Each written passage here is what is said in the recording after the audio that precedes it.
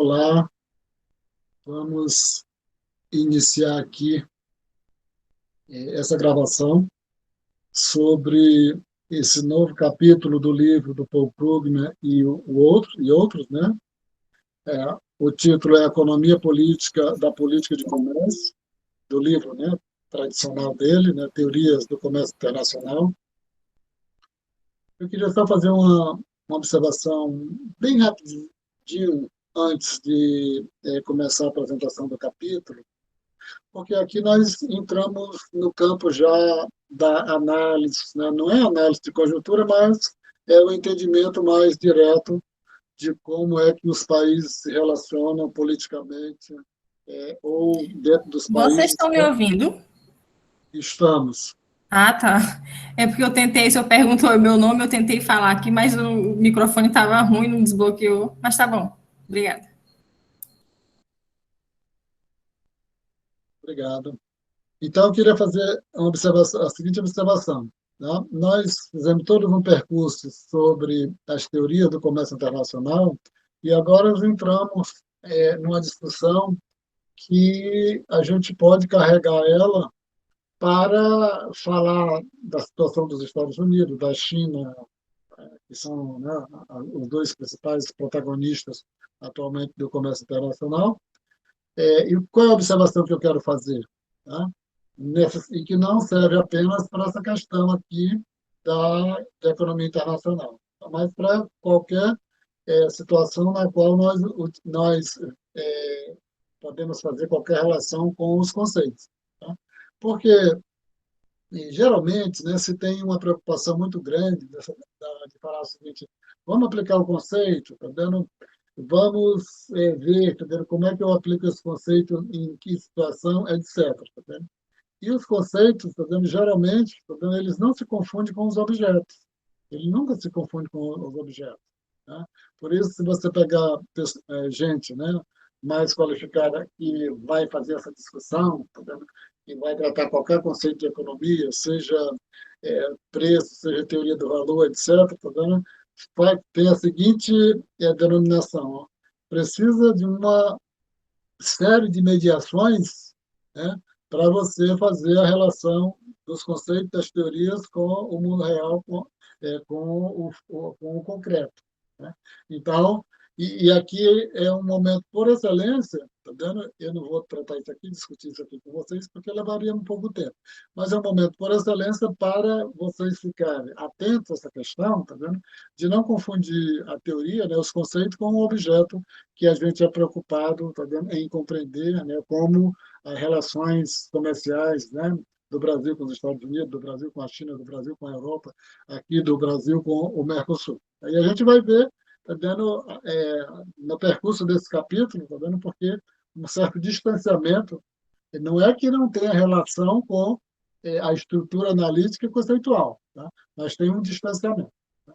Então, o título do capítulo é esse, tá vendo, a economia política da política de comércio, é o capítulo 10, né, da 10ª edição do livro de Economia Internacional do CRU.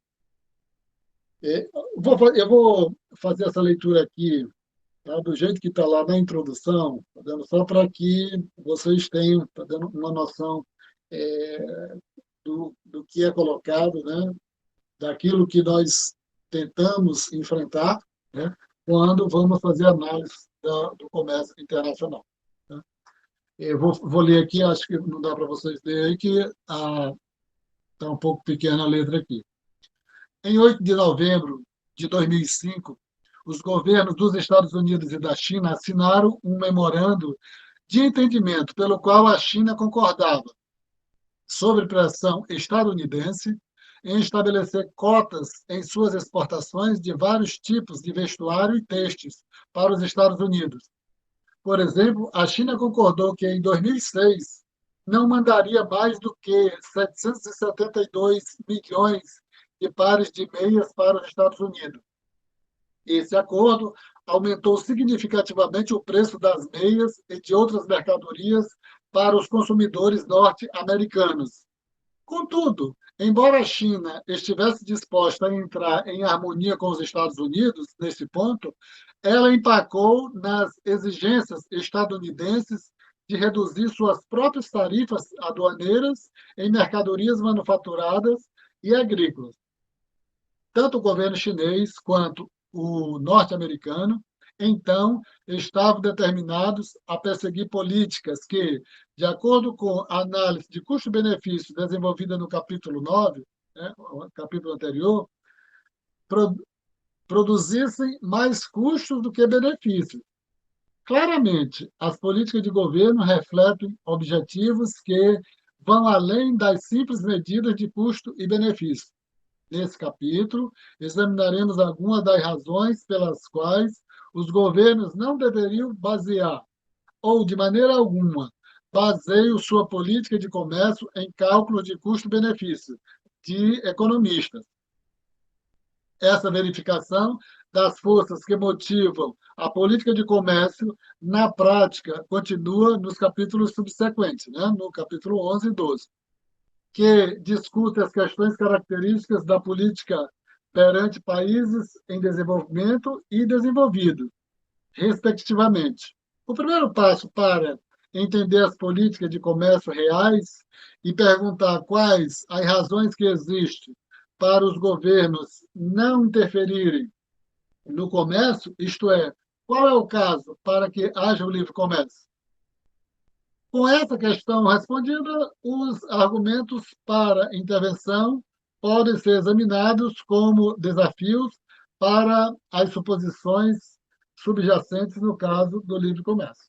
Então, você desculpe, né, nessa gravação eu fazer essa leitura um pouco comprida, né, da, essa leitura um pouco comprida dessa introdução, mas é no sentido de perceber do que se trata esse capítulo, né? A economia política da política de comércio. Aí na divisão, né, que ele coloca, tá vendo? O que o capítulo objetiva? O objetivo é articular argumentos para o livre comércio, que vão além dos ganhos convencionais com o comércio, avaliar argumentos de bem-estar nacional contra o livre comércio, relacionar a teoria e a evidência por trás de visões de economia política, da política de comércio, explicar como as negociações internacionais e os acordos promoveram o comércio mundial, discutir as questões especiais levantadas pelos acordos de comércio preferencial. Tá. Então, vamos fazer esse percurso, essa trajetória.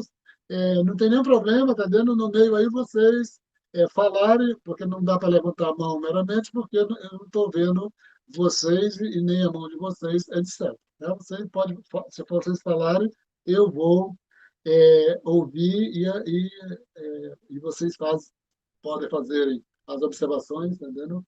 Que vocês acham que sejam necessárias. Então, vamos começar essa trajetória aqui desse capítulo, a economia política da política comercial. Como ele disse, né, que vai tratar de duas questões, argumentos em favor do comércio, depois argumentos que não são favoráveis ao comércio, né? Vamos começar com os argumentos favoráveis ao livre comércio. Caso, né, para o livre comércio. Poucos países têm algo que se aproxime de um livre comércio por completo. A cidade de Hong Kong, que é legalmente parte da China, mas mantém uma política econômica separada, deve ser a única economia moderna sem tarifas aduaneiras ou cotas de importação. No entanto, desde o tempo de Adam Smith, os economistas têm defendido o livre comércio como um ideal cuja direção a política de comércio deveria ambicionar. As razões para essa defesa não são tão simples como a ideia em si. E, por fim, mesmo entre os economistas que acreditam que o livre comércio é uma política muito menos perfeita, muitos creem que o livre comércio é normalmente melhor do que qualquer outra política que um governo pode seguir. É que a gente pode até fazer aquela observação que é mais, que perpassa, né? Toda essa discussão das, que nós tivemos antes sobre as teorias do comércio internacional, que dizem o seguinte, né? Que as teorias procuram identificar em qual produto cada país deve se especializar. Mas a realidade já mostra diferente, né? Isso eu já falei várias vezes. Tá vendo? E os países, essa ideia de especialização, ela é meio duvidosa e meio complexa. Por quê?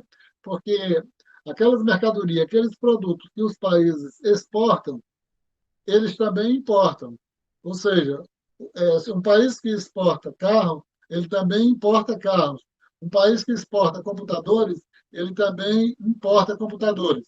Então, isso já bagunça tudo, essa questão, tá vendo, do que acontece no mundo real com as estruturas analíticas, né, seja com as teorias dos conceitos ou com o conjunto de argumentos que a gente existe bem formadinho para a gente analisar o mundo real.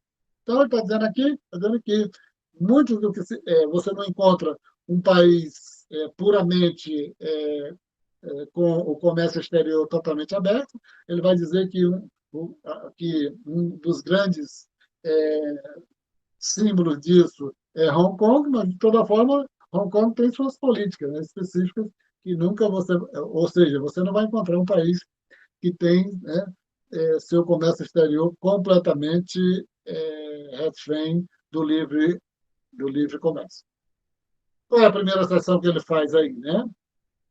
A primeira é sobre, né, o livre comércio e eficiência. Aqui é uma breve observação que ele coloca. É o seguinte, tá vendo? Qual seria o argumento que nós teríamos, né, em favor, né, do livre comércio, tratado como a questão da eficiência? E aí, daí já, nos capítulos anteriores, a gente viu, mas aqui ele vai mostrar, tá vendo, a seguinte situação. Né? Eu vou direto para o gráfico, né, para, como não dá tempo de entrar em muito detalhe, que uma restrição de comércio, né, como uma tarifa aduaneira, resulta em distorções de produção e consumo. O que é que ele vai dizer? Tá vendo? Ele vai mostrar que nós somos favoráveis ao livre comércio e a gente mostra de cara, tá vendo que, pelo que a gente viu, tá vendo, na análise da economia do bem-estar, que a introdução de uma tarifa, ela cria distorções no comércio, tanto do lado da produção como do lado do consumo. É claro que é, aumenta os preços, né, para os produtores, favorece os produtores, mas para os consumidores ela vai criar distorções negativas. Então, cria distorções dos dois lados. Né? Esse é o primeiro ponto. Então, significa que, se for por essa questão abstrata unicamente, não teria um argumento para adotar uma tarifa aduaneira ou coisa semelhante. Né? O caso de eficiência, né, para o livre comércio é simplesmente o inverso da análise de custo-benefício de uma tarifa aduaneira. Né?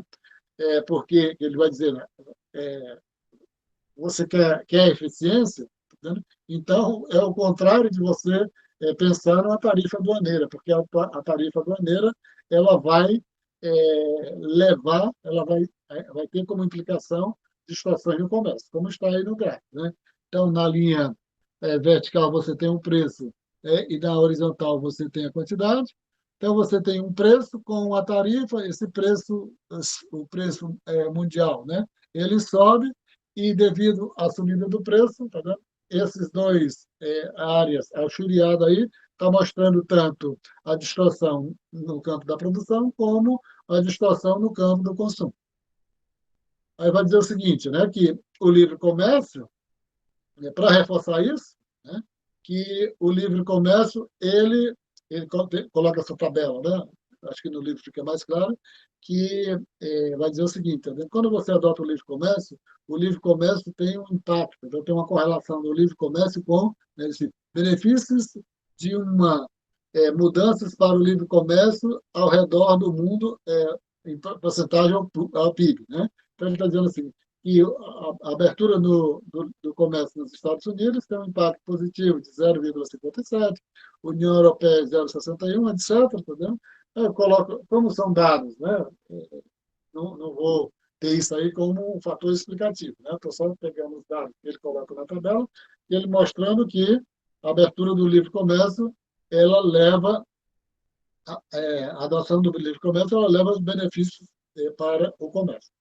Então, é, isso aí é mais um argumento, né, no sentido de comércio e eficiência. Sempre que você está defendendo e adotando política de livre comércio, você está introduzindo eficiência na economia.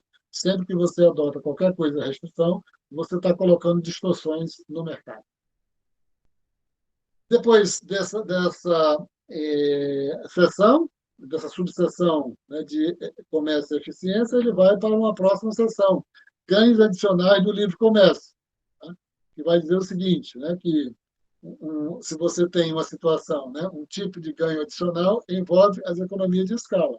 E além de mostrar, né, como aquela tabela que eu mostrei anteriormente, né, quando nós discutimos essa questão, né, de economia de escala, aí ele vai aqui, vou entrar nessa discussão, está dentro que o livre comércio traz ganhos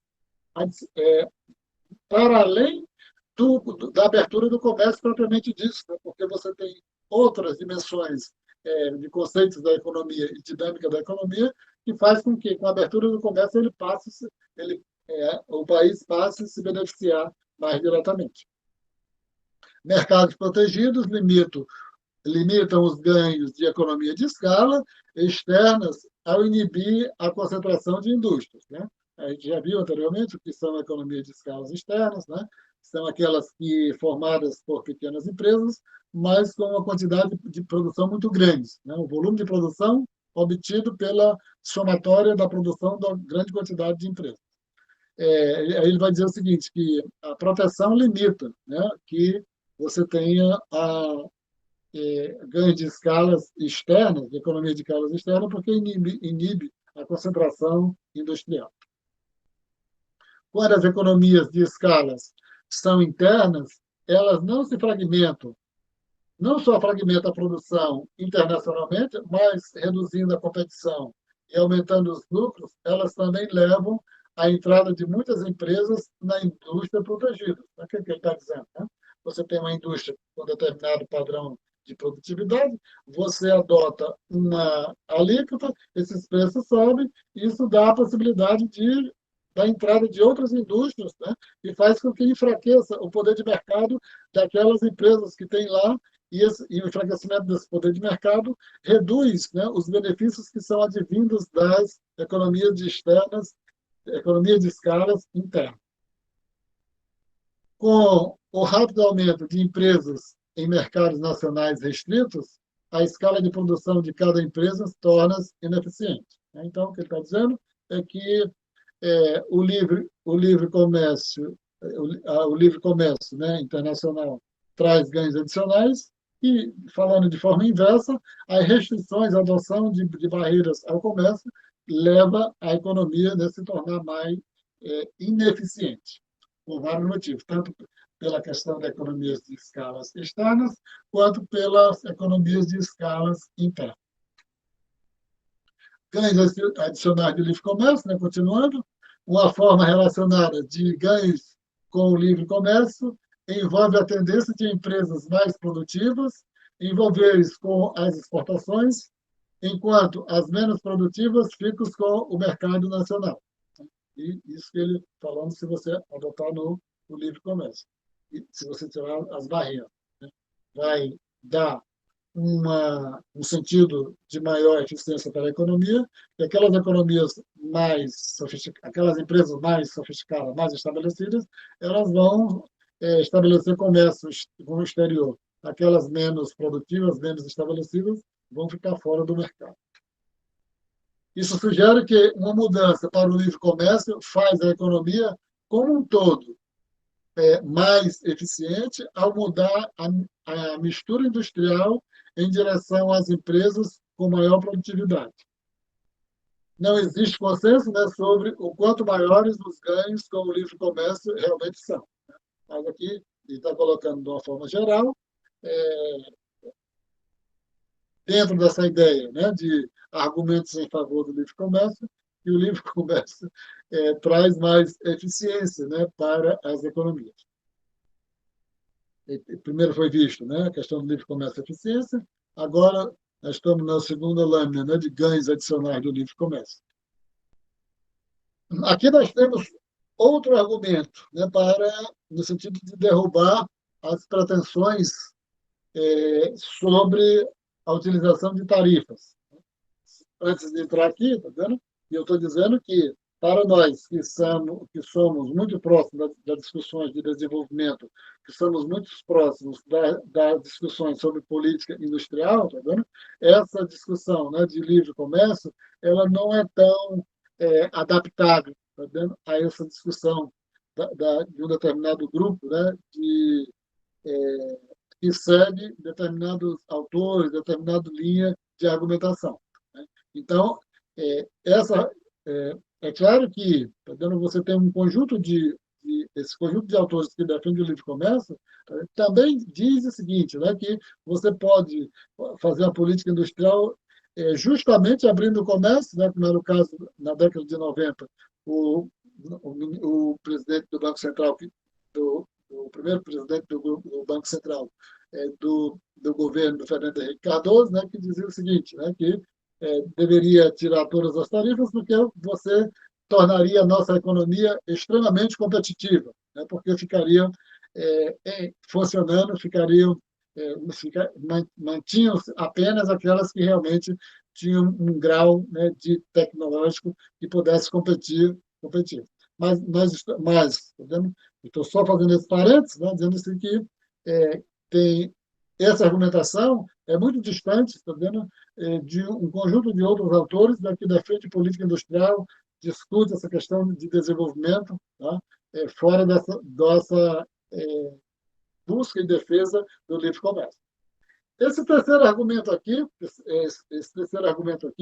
sobre a busca por renda, né? Buscando por renda, eu vou colocar aqui, aí eu gostaria que vocês, né, um pouco observassem, porque é um dos conceitos, né, que é muito comum, é muito usado, mesmo que, tá vendo, as pessoas não falem, tá vendo? Qualquer uma pessoa, né, que com pouco instruído, tá vendo, na esquina ou numa mesa de café, né, ou numa instituição empresarial, etc., tá vendo?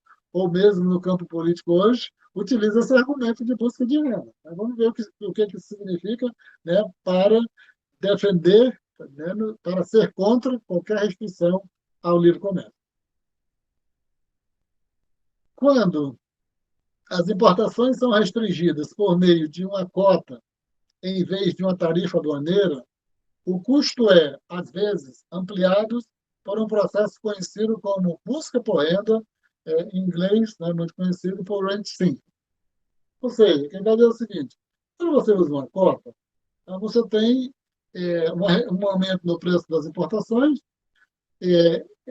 mais generalizado os efeitos, né? Só que quando você vai fazer uma restrição nas importações por meio de cota, quem vai importar com cota, tá vendo? Tem de ir lá pegar um documento, tá? Você tem direito a importar uma determinada quantidade. Aí o que é que diz aí, está dizendo aí?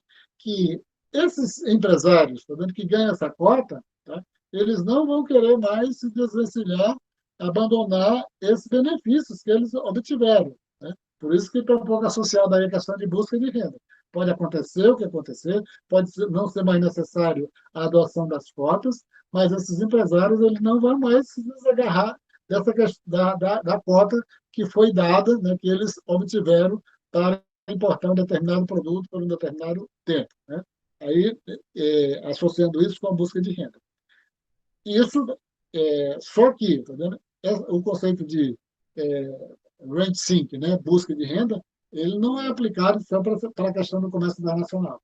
Ele é aplicado para todas as políticas de desenvolvimento, políticas internas, política industrial interna, que ele é utilizado de uma forma muito virulenta, né, no sentido de dizer, entendendo, que a política não traz benefícios, entendendo, e à medida que ela é adotada, os empresários não procuram agregar valor, não procuram investir em tecnologias, se preocupam apenas em manter aquela renda que foi concedida a partir da política.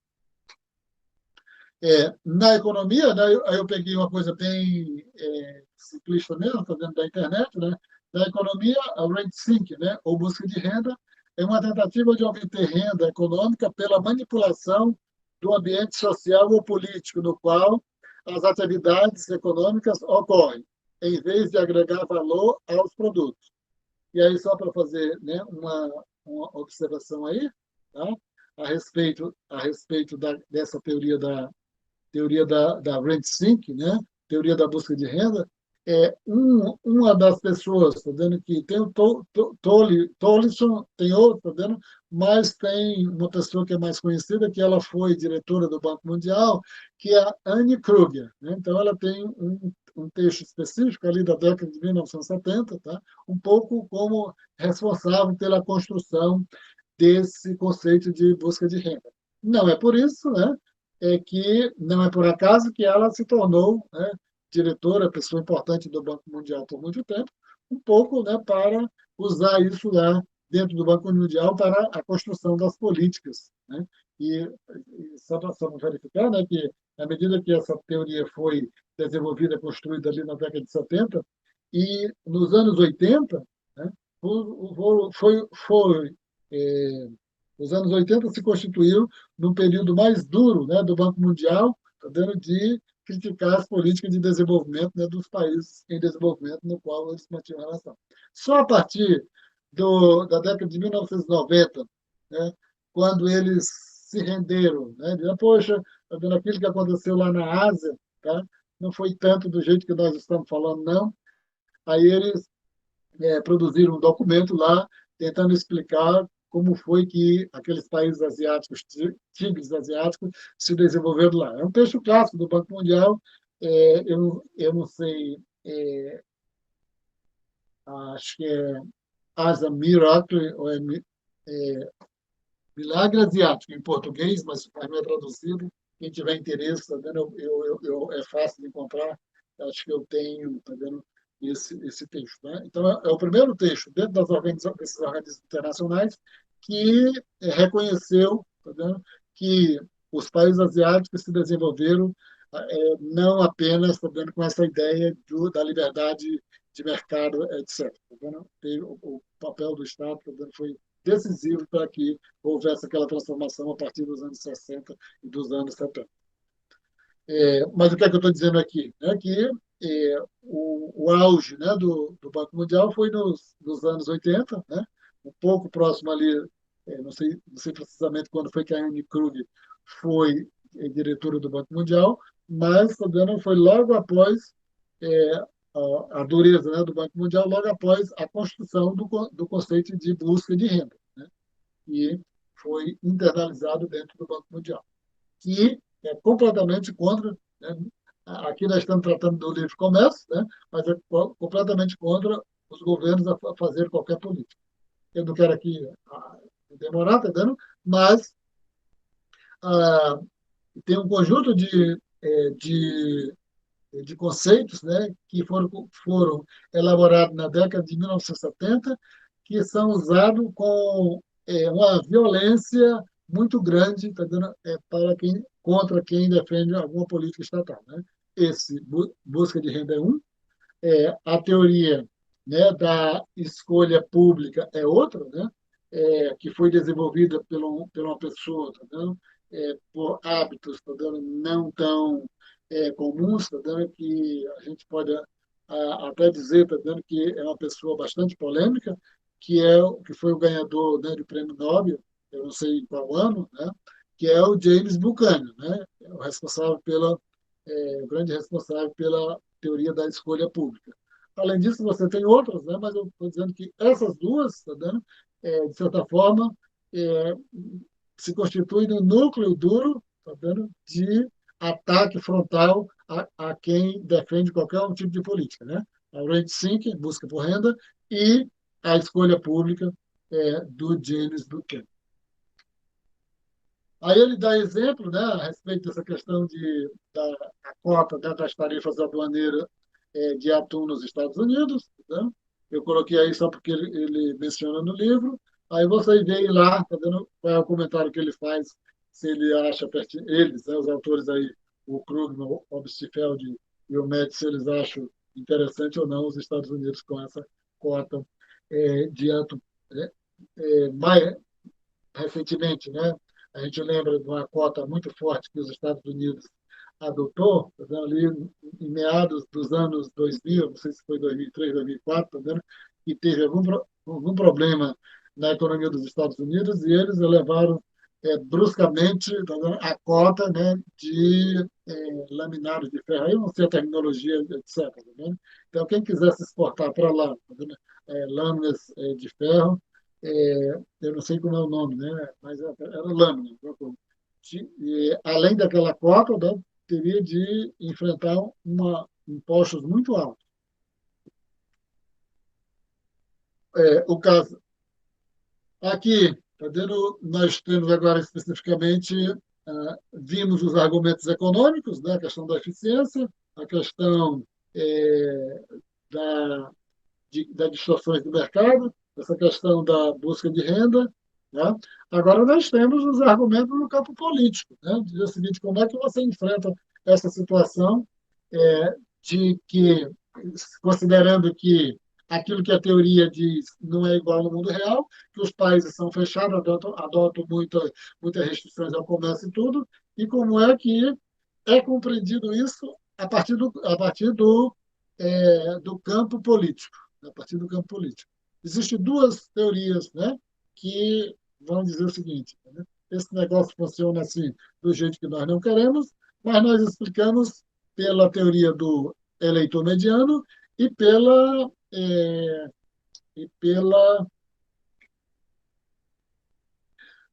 ação coletiva. Né? A realidade não é do jeito que nós queremos. No campo, aí nós vamos colocar a culpa nos políticos. Tá? Mas os políticos funcionam assim, está dando a partir de duas explicações: a teoria do eleitor mediano e a teoria da ação coletiva. Um argumento político para o livre comércio, né, reflete o fato de que um compromisso político para o livre comércio pode ser uma boa ideia na prática, mesmo que possa haver melhores políticas em princípio. Então, mesmo que significa que você tendo um compromisso com o livre comércio, para o livre comércio e tudo, é bonito, etc., entendeu? E você pode até defender, mas ele vai dizer o seguinte: né? Mas por que acontece diferente? Né?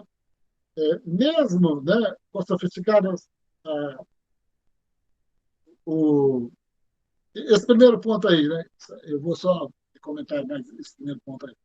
O argumento político para o livre comércio reflete o fato de que um compromisso político, né, para o livre comércio pode ser uma boa ideia na prática, mesmo que possa haver melhores políticas em princípio.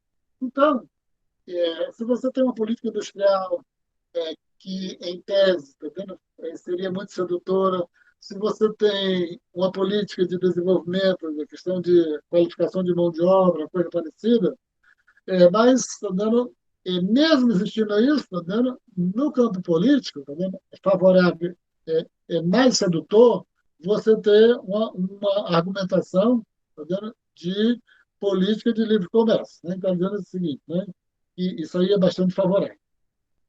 A gente está no campo ainda, né, daquilo, tá vendo, que move, tá vendo, as coisas em direção, tá vendo, aos argumentos favoráveis ao livre comércio. No campo político é mais bonito você defender o livre comércio.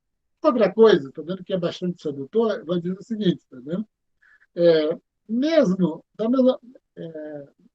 mesma forma, tá vendo? Mesmo que você possa encontrar alguma situação, né, que justifique a adoção de alguma política, mas ele vai dizer o quê? Tá entendendo? Que mesmo, né, os economistas tendo técnicas sofisticadas e tendo boas ideias, tá, eles podem fazer com que os decisores políticos, né, os técnicos do governo, tá entendendo? Eles possam ser capturados, né, por grupos de interesse. Né? Então, você tem boas ideias, você tem as técnicas para implementar essas ideias, mas mesmo assim não se justifica. É melhor o livre comércio, porque você vai ser captado por grupos de interesse. Então, isso aí também é utilizado, né, para bombardear as pessoas que defendem as políticas. Então, lá, só pegando lá, né, os dois pontos é, do campo político. Né? Uma é a situação favorável, né, que é muito confortável você ser favorável, né, politicamente, ao livre comércio, mesmo que você tenha uma política boa para implementar, você não vai defender porque é mais sedutor você defender o livre comércio. E no caso dos economistas, também junto com os decisores políticos, mesmo eles tendo boas ideias, né, tendo boas técnicas e tudo, mas é muito provável que eles possam ser capturados por grupo de interesse. E isso vai trazer mais prejuízos do que benefícios, né? Mais custos do que benefícios. Né? Eu estou aqui incorporando, né, o que está sendo apresentado. Sendo assim, tá vendo? Esse argumento de captura, tá vendo? É melhor defender o livre comércio, mesmo que o livre comércio, às vezes, não seja a melhor prática. Né? Então, mesmo que o livre comércio não seja a melhor prática naquele momento, tá vendo? Mas tá vendo? Defender o livre comércio, tá vendo? Pelos dois aspectos que nós vimos anteriormente, tá vendo? É mais leve, é mais fácil. Não dá trabalho você defender o livre comércio do que dá trabalho você discutir uma política industrial, uma política de desenvolvimento, etc. A visão padrão dos economistas convencionais, né, é que tá vendo, vão contrária à adoção, né, de algo contrário ao livre comércio, tá vendo? Vamos dizer o seguinte: os custos de desviar do livre comércio medido de forma convencional são grandes, então você pode ter boas ideias e tudo, tá vendo? Mas os custos, tá vendo, de você fazer algo para se desviar do livre comércio, eles são muito grandes, tá vendo? E talvez os benefícios não compensem você fazer uma política, tá vendo, que vai restringir o livre comércio. Segundo ponto, existem outros benefícios do livre comércio que contribuem para os custos de políticas protecionistas. Né?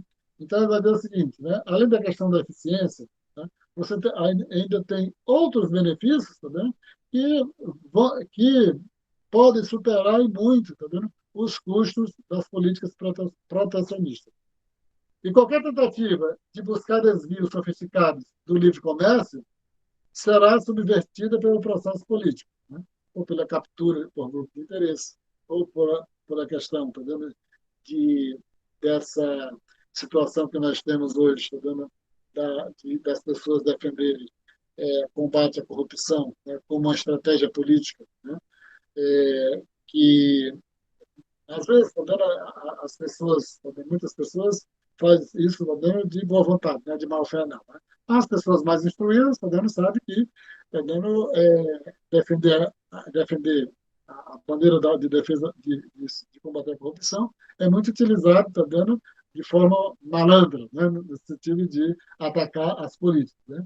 Mas tá vendo, isso é tão sedutor, tá vendo, que 90% das pessoas tá vendo, usa esse argumento, né, dos processos políticos, né, de captura de grupo de interesse de corrupção e tudo, para combater a adoção de qualquer política, né? E principalmente aquelas políticas que não estão tão próximas, né, dos grupos econômicos mais estabelecidos. E aí eu vou entrar isso mais lá na frente, tá vendo? Essa questão de políticas horizontais e políticas verticais, e não está aqui, tá vendo? Mas está subjacente a essa questão. Argumentos de bem-estar nacional contra o livre comércio. Aqui nós vamos para o sentido outro campo. Né? Até aqui nós tínhamos visto a questão dos argumentos em favor do livre comércio. E tem algum argumento contrário, né, ao livre comércio, nessa discussão? Aí ele vai mostrar aqui, tá vendo, em que se agarra, em que se pode se agarrar essa situação aqui dos argumentos contrários ao livre comércio. Primeiro, né, termos do argumento do comércio para uma tarifa. Né? Termos do argumento do comércio para uma tarifa. Essa é a primeira seção, é o primeiro ponto, né, do argumento. E você vai dizer o seguinte, né, que vou colocar aqui direto o gráfico, sem mais elementos, vai dizer o seguinte. O que ele vai dizer o seguinte?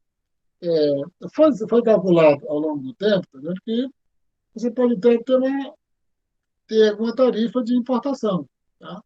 Mas, tá vendo? Essa tarifa de importação ela tem um limite, né? O que foi que eles calcularam, né? É, a melhor tarifa aduaneira para um país grande aqui, tá vendo? É aquele país que influencia os preços no mercado internacional, tá? Para um país grande, existe uma melhor tarifa, na qual o ganho marginal de termos o comércio melhorados se iguala à perda de eficiência marginal da distorção da produção e do consumo, né? Então, ele vai dizer o seguinte: você tem um determinado ganho marginal, né, na adoção de uma tarifa. Eu vou ler aqui do lado, depois eu volto aqui para o gráfico, só para vocês entenderem aqui essa situação. Os termos, né, do argumento de comércio contra o livre comércio são intelectualmente impecáveis, mas duvidosos em utilidade. Na prática, são mais frequentemente enfatizados pelos economistas como uma proposição teórica do que, de fato, utilizados por governos como justificativas para a política de comércio, tá? Então, poucos governos utilizam diretamente todas as teorias abstratas que nós vimos, né, de defesa do livre comércio. Aí nós estamos aqui, tá vendo, no primeiro aspecto, tá vendo, que trata, que faz uma concessão, tá vendo, que é possível você adotar um tipo de tarifa. E aí vai dizer o seguinte, tá vendo? Existe um negócio chamado de a melhor tarifa aduaneira, né? Que aí, no caso, no, no eixo vertical você tem o bem-estar nacional e no eixo horizontal você tem a taxa, né, de tarifa aduaneira. O que acontece? Você começa, né, pelo determinado nível de bem-estar, né, com uma tarifa zero, essa, no eixo horizontal, né, você vai aumentando essa tarifa, você vai aumentando o bem-estar, até chegar, tá vendo, ao ponto máximo de bem-estar. E é nesse ponto aí que você teria, né, a melhor tarifa. Eu não vou fazer mais detalhes aí, vocês olhem no livro, né, porque quando a gente se depara com esses aspectos bastante abstratos, tá vendo? Não, a gente não tem muito, tá vendo? Como fazer explicações adicionais, tá vendo? Pode até ter possibilidade, né, de fazer ponderações, críticas e tudo, mas não é o caso aqui. Está colocando direto essa ideia aqui de você ter uma tarifa ótima, que faz até sentido, né? Você não vai colocar, é, você tem uma tarifa de 15%, uma tarifa de importação de 15%, e você subir essa tarifa para 200%, 300%, né? É claro que é óbvio, tá vendo, que isso aí fica fora, tá vendo, de algo que a gente poderia dizer que fosse prudente que fosse aceitável. Mas primeiro argumento a respeito essa que é a ideia, né, da existência de a melhor tarifa aduaneira. Indo para frente, tá? O argumento da falha de mercado interno contra o livre comércio. Isso aqui uma argumentação mais comum, né, principalmente dentro um pouco, né, da economia convencional, né, onde faz aquela interface com os, os economistas convencionais mais progressistas, né, daqueles chamados de economistas neo-keynesianos, que defendem o que foram os construtores dessa discussão sobre a simetria de informações, né, dentro da falha de mercado. Então, vamos ver o que se trata aqui, tá vendo? Argumento, né, contra o livre mercado, né? O argumento da falha de mercado contra falha de mercado interno. A possibilidade de que a mão de obra utilizada em um setor seria de uma forma desempregada ou subempregada, então você teria um primeiro, uma primeira situação, tá dizendo que você necessariamente não utilizaria a estrutura de análise, os instrumentos convencionais, né, de custo-benefício, porque você tem dentro de um nicho da economia uma quantidade de mão de obra, tá vendo, desempregada, mais do que, tá vendo, os outros segmentos, né? Então a gente poderia dizer assim, hoje no Brasil, tá vendo, boa parte dos jovens tem um nível muito superior de desemprego, embora a gente não possa comentar muito em relação ao do Brasil, porque o nível de desemprego está muito elevado, né? Mas vou pegar no caso da Espanha, está dando de uns 5 ou 6 anos atrás, está dando que, está dando você tinha um desemprego dos jovens muito grande, né? Então, significa o quê? Que nessa situação se justifica adotar alguma política, né? Para atender essa mão de obra desempregada de forma é, desproporcional em relação aos outros setores, aos outros segmentos. O segundo ponto, né, que justifica o não uso da análise custo-benefício, tá vendo? E você pode adotar alguma política, né, contra o livre comércio, é a existência de defeitos do capital ou dos mercados de mão de obras que impedem os recursos de serem transferidos como eles deveriam para os setores que rendem retornos elevados. Isso aqui está dentro de qual situação? Né? A questão da mobilidade, né? Perfeita mobilidade dos fatores de produção. E que é muito complicado. Né? Então, você tem uma crise no setor, no setor, vamos dizer assim, o empresário lá está investindo no setor de imóveis, vamos dizer aqui no Acre, né? Aí quer se deslocar para o setor de produção de uh, produção de tampa de garrafa. Tá vendo? É fácil ou é difícil de fazer isso? Tá vendo? Então, se tiver problema de fazer isso, tanto por limitação de mão de obra, tanto por questões tecnológicas, tá vendo? Justifica-se fazer alguma intervenção. Né? Então, aí trata-se dessa questão, né, da mobilidade dos fatores de produção. A gente sabe que, às vezes, para a mão de obra, às vezes é até mais fácil. Né? Não é tão fácil, mas às vezes é até mais fácil você se mover de uma área de atividade para outra, né? Mas no setor de capital, às vezes não é tão, às vezes se torna mais difícil do que na questão da mão de obra. E o terceiro, né, é a possibilidade de transbordamento tecnológico de indústrias que são novas ou parcialmente inovadoras. Então, significa aí, tá vendo que, né, essa questão do livre mercado em si, tá vendo? Às vezes, tá vendo? Ele não, apenas pela análise de custo-benefício, não faria com que as novas tecnologias que fossem desenvolvendo, tá vendo? Tivesse dificuldade, apenas pelo mercado, de transbordar, de se espraiar, tá vendo? Por todas as empresas que compõem, tá vendo?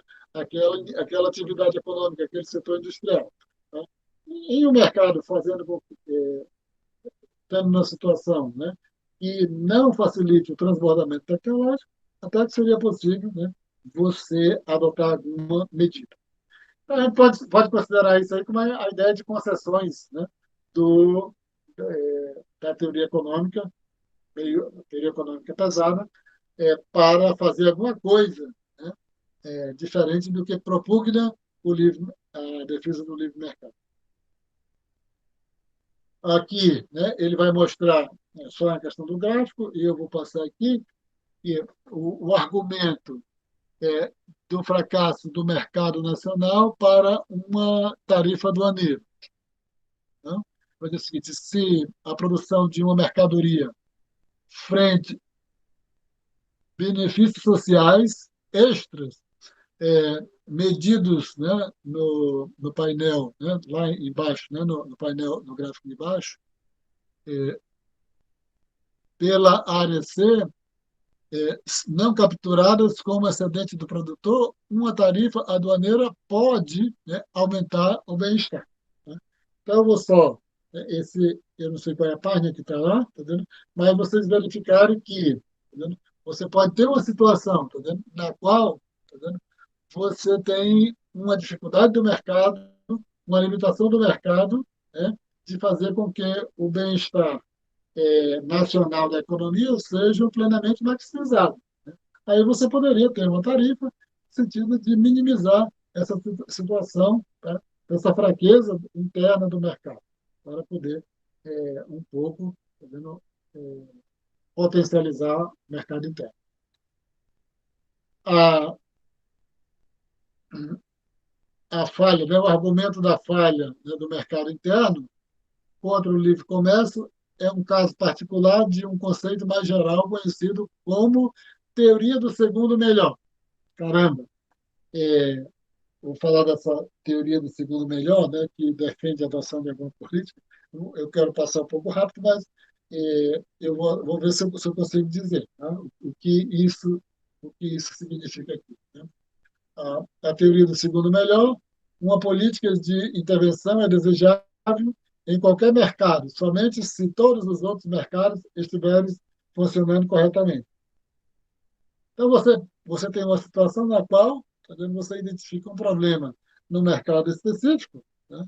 No mercado específico, e os outros mercados estejam bastante é, tranquilos, né? Estejam sem problema. Mas só um está com problema. Então, justifica-se fazer algo especificamente nesse mercado, né? Internamente, esse mercado está falhando. E aí eles chamam isso, né, de segundo melhor, né? A teoria do segundo melhor. Tudo, toda, todo o mercado, né, está funcionando, somente um não está, então se justifica fazer algo para fazer com que ele passe a funcionar para se igualar aos outros mercados que estão funcionando. Uma intervenção do governo que aparenta distorcer os incentivos em um mercado pode, na verdade, aumentar o bem-estar ao compensar as, as, os, as consequências, né, da falha em outro, né? Então, o que está dizendo aí é o seguinte, né? Qualquer intervenção traz consequências negativas para o mercado. Qualquer intervenção é isso. Só que, ele está dizendo o seguinte, né? Que essa ideia de que qualquer intervenção distorce o mercado, tá, pode ser que, mesmo distorcendo, os benefícios daquela intervenção possam ser superiores, tá vendo, às consequências negativas da falha de mercado daquele momento. Por isso que ele se justifica, né, resolver um problema do mercado específico, né, pela teoria do segundo melhor. E quão convincente é o argumento de falha de mercado? Aí não vai dizer o seguinte, não se tem uma resposta, né, satisfatória para essa questão. Mercados, né, dos países não desenvolvidos e dos países desenvolvidos, vai dizer, estou dando que nos países não desenvolvidos as falhas de mercado são mais constantes, são mais frequentes, nos países desenvolvidos são menos frequentes. De toda forma, tanto nos desenvolvidos como nos países não desenvolvidos, há falhas de mercado, então você sempre vai ter necessidade da adoção de alguma política, né? É, pelos argumentos, né, contra o livre mercado. Existem duas linhas de defesas, né, para o livre mercado, né? Aí você vem, né, desconstruindo aquilo que você já colocou, né? O argumento de que as falhas de mercado interno deveriam ser corrigidas pelas políticas nacionais voltaram diretamente para as fontes do problema. Então, e vai dizer o seguinte, né? Você pode intervir localmente, tá? Mas também não precisa você fazer uma política generalizada, para distorcer o conjunto do mercado. Segundo, né, defende que os economistas não podem diagnosticar falhas de mercado bem o bastante para prescrever a política. Aquele negócio eu me lembro que tem um título de um livro, eu não sei, o administrador economista, o economista administrador, é um livro da capa vermelha, estou vendo um livro bem que diz o seguinte, né? E eu estou fazendo uma associação com esse argumento aí. Esse livro, tá vendo, ele tem um argumento lá dentro dele, e no título do livro, tá vendo, tem o nome tanto da profissão do administrador como da profissão do economista. Eu não sei se é o economista administrador ou se é o administrador economista. E o que é que ele diz nesse livro? Ele diz o seguinte, que não é possível um ser humano obter, tá dando todas as informações necessárias para tomar uma decisão correta, tá dando 100% racional. Hoje, tá dando, vamos dizer assim, é meio questionável essa proposição. Né? A proposição devido a essa questão da inteligência artificial, Big Data e tudo, que é possível acumular muitas, tá, informações. Só não sei que se para que dê a possibilidade, né, de tomar uma decisão completamente racional. Aí ele dizia nesse livro, né, que um indivíduo levaria 100 anos, né, para captar, para compilar todas as informações necessárias para tomar uma decisão sem erro. Né? E o que é que está colocado aí essa segunda proposição? Né? Diz o seguinte, né? Os economistas, tá vendo? Você tem falha de mercado, eles diagnosticam a falha de mercado, mas tá vendo? Eles não têm condições de diagnosticar a falha de mercado, tá vendo? E uma amplitude necessária, tá vendo? Para prescrever uma política adequada, tá vendo? Para se contrapor a essa falha de mercado. Né? Então, é claro que é um argumento, né, que se coaduna, né, se aproxima, um pouco favorável à própria ideia aqui do livre mercado. Isso feito, tá vendo? Vamos passar aqui para a terceira sessão do livro. Alguém quer fazer uma observação aqui de 30 segundos apenas, ou no máximo 1 minuto, só para eu descansar um pouco aqui, para passar aqui? Tá? Alguém está aberto aqui? Não pode ser mais de 1 minuto. Bom, alguém quer falar alguma coisa?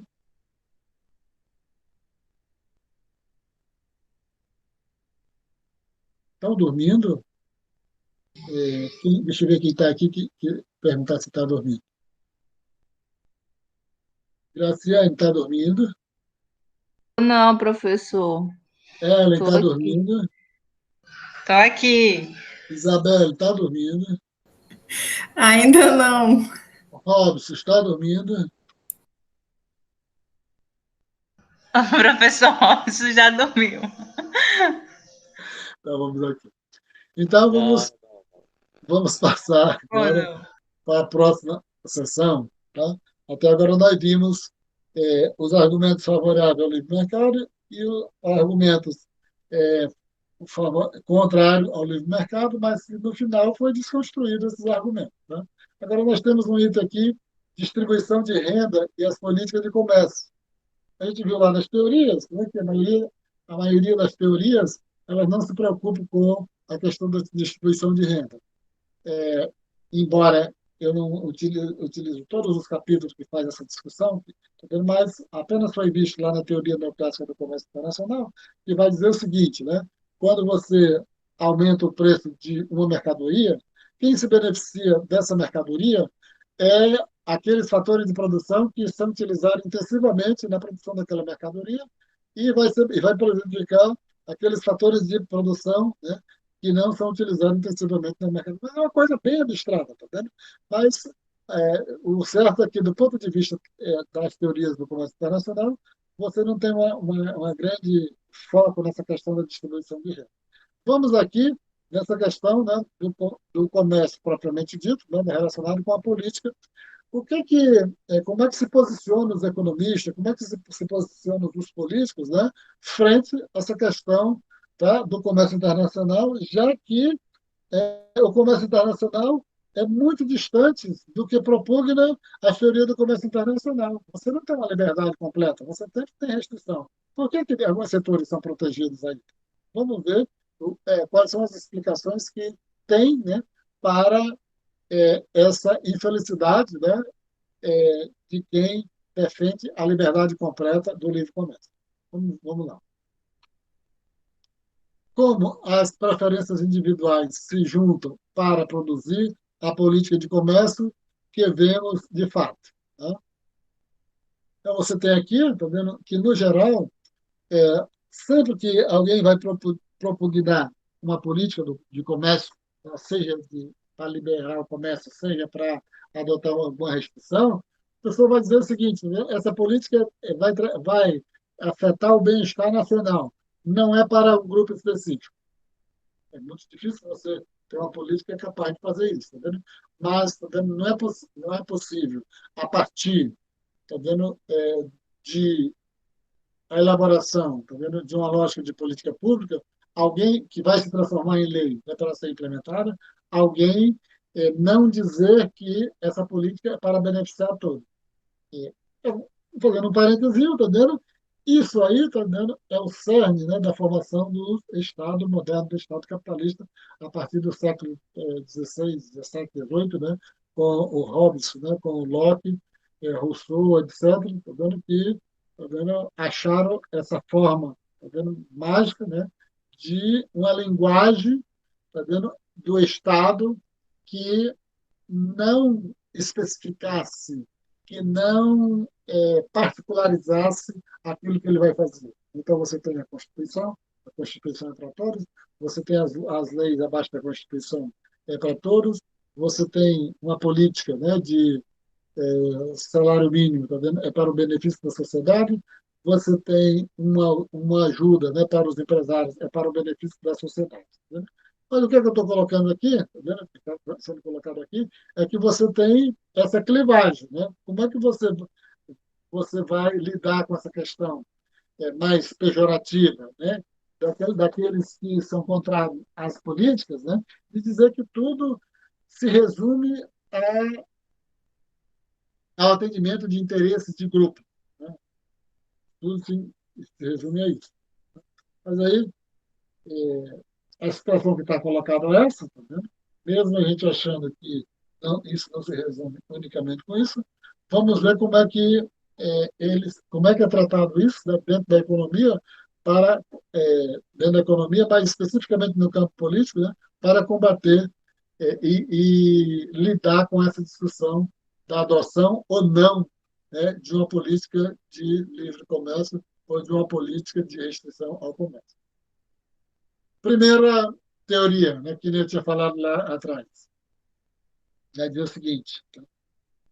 Que eu tinha colocado lá fora, né, lá atrás, é o seguinte, né, que primeiro que é mais fácil você defender o livre comércio, segundo que, tá dando, os economistas tecnicamente não têm como adotar uma política impecável, isso faz com que seria muito fácil você só ter políticas direcionadas ao livre comércio.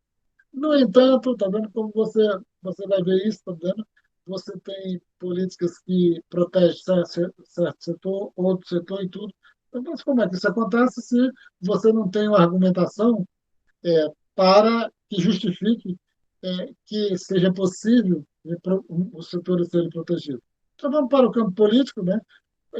Vamos se salvar no campo político, né? Por que tem essas proteções de setores específicos? Os cientistas políticos utilizam há muito tempo um modelo simples de concorrência entre partidos políticos que mostra como as preferências dos eleitores podem ser refletidas em orientações atuais. Orientações atuais. Os eleitores com alto nível de habilidade favorecerão as taxas de tarifas baixas. Os, os eleitores, né, mais instruídos, com maiores habilidades, eles estão ali do lado, favorecerão o livre comércio, a não utilização de tarifas. Mas os eleitores com baixo nível de habilidade estarão em melhor situação se o país impuser uma tarifa alta. Tá? Então, significa o que é que ele está dizendo aí? Eu não estou nem concordando completamente com o que ele está dizendo aí, mas ele está dizendo o seguinte, dizendo que tem uma clivagem, tá, onde tem eleitores de um lado e tem eleitores de outro lado. Uns que defendem as tarifas elevadas, tá, que não se importam, e outros que não defenderiam tarifas elevadas. Quando os candidatos vão para o campo político, vão atrás de votos, né? O que eles fazem, está dando para agradar esses dois tipos de eleitores? É aí que está a explicação dessa concorrência eleitoral. Embora seja do interesse, né, do grupo como um todo pressionar por políticas favoráveis, não é do interesse de grupos de indivíduos fazê-lo.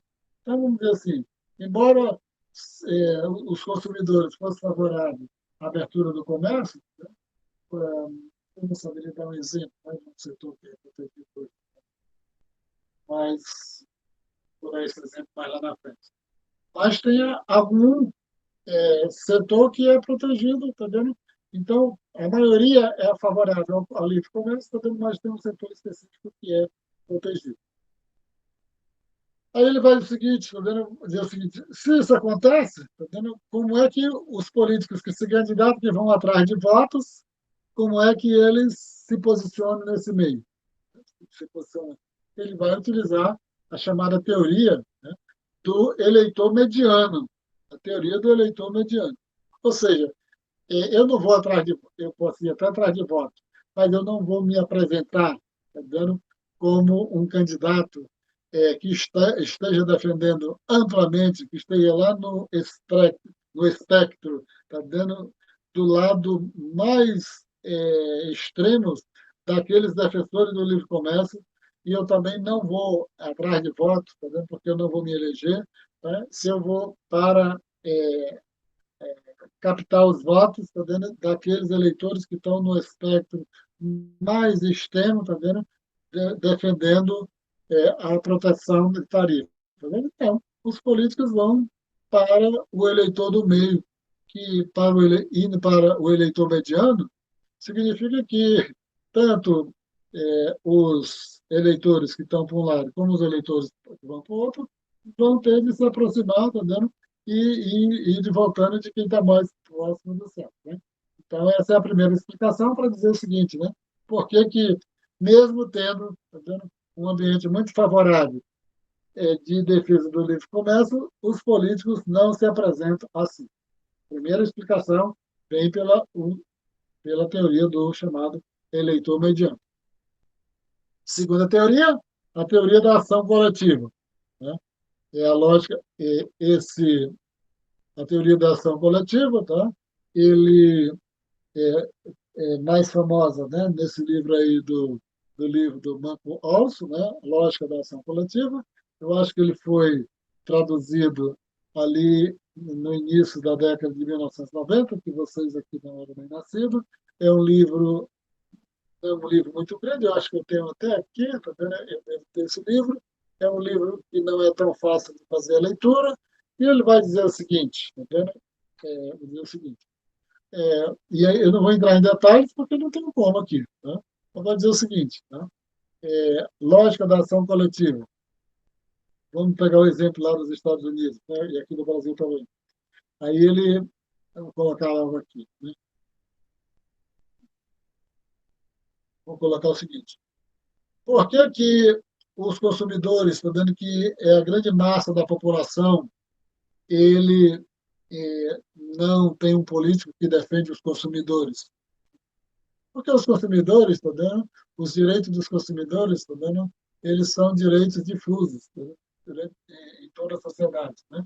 Só alguns políticos, né, meio inexpressivos, estão dando, sem muita expressão, está dando que está dando eu defendo o consumidor, etc, está dando, porque ele tem muitos, né, até que tem essa bandeira política e se mantém na política por causa disso, está dando, mas como político, está dando, sem muito expressão, né, aqueles políticos que a gente nunca ouve falar. Tá? Mas quais são os políticos que são mais aguerridos, né? São aqueles políticos, né, ligados à área da bala, né, à área da igreja, a área da agricultura, né? Então, e você tem, eu vou colocar no próximo slide, a população que trabalha na agricultura é muito pequena, estou falando não de toda a agricultura familiar, estou falando dos representantes da agricultura, né, dos fazendeiros, do agronegócio e tudo. É uma população muito pequena, mas tem uma bancada muito grande, né? Por que eles têm isso? É a ideia do chamado grupo de interesse, que são grupos bem organizados, que como é que pode, tá vendo? Você ter poucos fazendeiros, poucos representantes do agronegócio, e você tem uma bancada de quase 50%, né? 50% não, de 30%, 40%, porque eles têm muito dinheiro, vão lá e compram voto da maioria das pessoas, tá vendo? Então, a maioria dos infelizes, tá vendo? Que não sabe nem por que está votando desses representantes de bala, né? Desses capangas, etc. Defensores, né, do agronegócio, defensores da bancada da bala, etc. Tá vendo? E agora também tem um peso muito grande a bancada religiosa, tá? É porque são mais organizados, né? E aí que vem a teoria da ação coletiva. E aí eu mais lá na frente vai ficar mais claro no próximo slide essa questão, né? Porque se a gente falar a questão dos interesses dos consumidores, interesses difusos, mas os grupos de interesses também são bem organizados e fazem um barulho muito grande. Eu vou falar isso mais lá na frente, tá? A respeito disso. Então, eu queria só colocar que essa é a segunda teoria que no campo político explica por que, tá tendo, mesmo você tendo um ambiente favorável ao livre comércio no campo, né, do comércio internacional, né, mesmo assim você tem setores bastante protegidos. Duas teorias, né? A teoria da ação coletiva e a teoria do eleitor mediano. Isso, a teoria do eleitor mediano aqui no Brasil tem pouco utilizada, mas nos Estados Unidos ela é bem utilizada nesses campos assim um pouco fora, né, da política, como na economia, etc. Modelagem de processo político, isso aqui é uma seção que não tem muita centralidade, eu vou passar aqui. Enquanto os políticos vencem eleições parcialmente por defenderem políticas populares, uma campanha de sucesso exige dinheiro para publicidade, votação e assim por diante. Então, ele vai só colocando aqui, tá vendo que aquela ideia, tá vendo, de você, essa questão do financiamento de campanha, se ela é pública ou não, né? Ele está dizendo o seguinte, né, que se aqueles, né, políticos, né, e se você não tiver financiamento público de campanha, você favorece mais esses setores, tá vendo? Que tem muito dinheiro, tá vendo? Se você colocar financiamento de campanha, como tem no Brasil, financiamento público de campanha, você faria com que você reduzisse, tá vendo? O papel desses grupos, né, poderosos, né, que tem muito dinheiro para pagar as campanhas publicitárias, né, comprar votos, no caso do Brasil, etc. Pode ser de interesse, né, de um político adotar posições contra o interesse do eleitor comum, se ele receber uma contribuição financeira suficientemente grande para mudar de posição, né? Então, você pode ter a lógica do eleitor mediano, tá? Mas, tá dando, se o político não tivesse como se financiar publicamente, ele ia defender, tá dando, bandeiras mais pertinente, né, do campo de vista da teoria econômica, tá vendo? Mais plausível, aí ele não faz isso, tá vendo? Porque ele vai ficar refém, né, dos políticos que pagam a campanha política dele. Né? Mas aqui é naquela discussão, né, dizer, vamos aperfeiçoar o processo político, né, que não é a minha preferência. O dinheiro extra pode valer mais do que os votos que ele vai perder por tomar uma posição não popular. Né? Então, fazendo o seguinte, né, que é importante o financiamento público, né, mas dificilmente, né, ele vai correr o risco de defender alguns tipos de posicionamento, alguns tipos de bandeira, porque ele vai correr o risco, tá dando, de não se eleger. Então, é melhor, ele pode até querer o financiamento, ele pode até querer mais dinheiro para financiar a sua campanha, mas ele não vai ser tão bobo, tá dando, de deixar de defender algumas bandeiras que estão vinculadas a esses grupos poderosos. Quem fica protegido, tá? Lá nos Estados Unidos, eles colocam dois exemplos, está vendo que dentro de toda essa discussão, aí, nos Estados Unidos, a agricultura é um dos setores mais representativos, que é mais defendido, tá vendo? É um grupo bem organizado, que aqui está adotando, né, aquela argumentação da teoria da ação coletiva, é um grupo bem organizado que faz muito barulho. Né? E aí tem no livro, ele vai dizer o seguinte, né? Você colocar uma proteção, tá? Nos setores industrializados de leite lá dos Estados Unidos, dificilmente, entendeu? Você vai ter a possibilidade de depois tirar essa proteção. Né? Aqui nós temos, aí ele dá um exemplo aí, tá dando de o setor de agricultura emprega em torno de 2 milhões de trabalhadores no universo de 130 milhões. Então, é menos de 2% da, que emprega menos de 2%, mesmo assim eles têm uma bancada muito forte. Da mesma forma é aqui, eu não sei quanto a agricultura emprega, tá? Essa agricultura, né, empresarial, do agronegócio emprega, mas eles têm uma bancada impressionante, né? E é por causa dessa questão, se a gente adotar essa teoria do grupo de interesse. Bom, vamos aqui, o setor de tecidos também, né, seja no campo dos textos, seja na questão do vestuário, tá? Ele também é muito protegido, né? Mesmo até 2005, né, ele estava sobre, né, sujeitos ao acordo multifibras, né, que é uma regra, né, que vem dentro da Organização Mundial do Comércio, e até a gente vai até comentar mais lá na frente. É, só para definir aí o que é o acordo multifibra, né, o acordo multifibras permite a realização de acordos bilaterais separados com vista a restringir o fluxo de produtos textos e de vestuários dos países exportadores para os importadores, né? Então, esse acordo aí permite que, mesmo existindo as organizações multilaterais, os acordos multilaterais, o acordo multifibras permite que os países negociem bilateralmente entre eles, no sentido de se acertarem entre a quantidade de exportação e de importações que eles podem fazer, tá, no setor de tecido, né? Seja dos textos, né, ou vestuário. Chegamos aqui agora, né, na última sessão, tá? Na última sessão, que é sobre as negociações internacionais e o comércio e a política de comércio.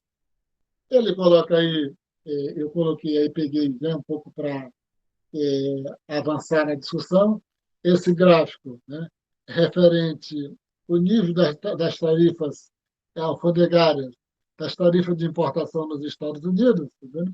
Desde 1891 até 2011.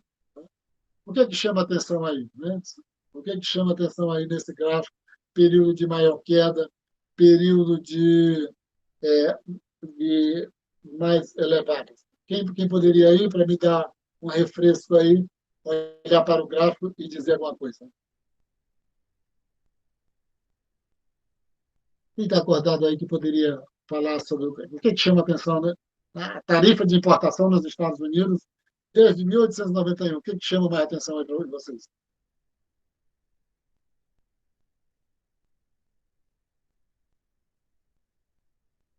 Estão dormindo. Quer saber? A queda do período até a década de 20, a subida até a crise de 29, e depois uma queda posteriormente, né? Poderia chamar 3 períodos, né? O primeiro período de queda, depois um período de alta e depois um período de queda, né? As meninas também viram alguma coisa? Ou estão dormindo? Estão sonhando. Eu estava tentando analisar aqui e lembrar umas datas, né? E aí o professor, o Robson, agora ele relembrou, assim, o período ali de 20, e a partir dessa última queda, que não houve mais um momento de alta, uma alta significante, que nem a gente teve ali naquele período ali, entre os anos 30 e 40. Os anos 30, na verdade. Isso. 20 a 30, né? Até 30. Isso. Na verdade, os anos 30 também tem o fato da crise, né? Uhum. De 29, que tem um dos fatores, né? Talvez é sempre aquela que é a questão de um fato tão dramático ter multifatores, né? Quer dizer, um avião não cai só por um fator, né? Sabe, vários fatores. Tem a crise, o aumento das tarifas, a guerra que foi deflagrada em todos os países que tiveram talvez esse comportamento aí, de aumento, todos aumentando as tarifas e refletindo numa redução das compras, né, dos negócios. Isso. Aí Tentei depois... ver, ver sobre a crise imobiliária de 2018 ou 2008, mas o período já é... Mas é isso, bem lembrado. Né? É. Não acompanhou a mesma situação. Né? Bem lembrado. Então, é o seguinte, né? É interessante, né? Que, na verdade, o que está colocado aí é isso que vocês viram mesmo, né? E é o seguinte, está vendo? Tem três coisas para eu falar aí antes de entrar no, na sessão aí de negociações internacionais e política.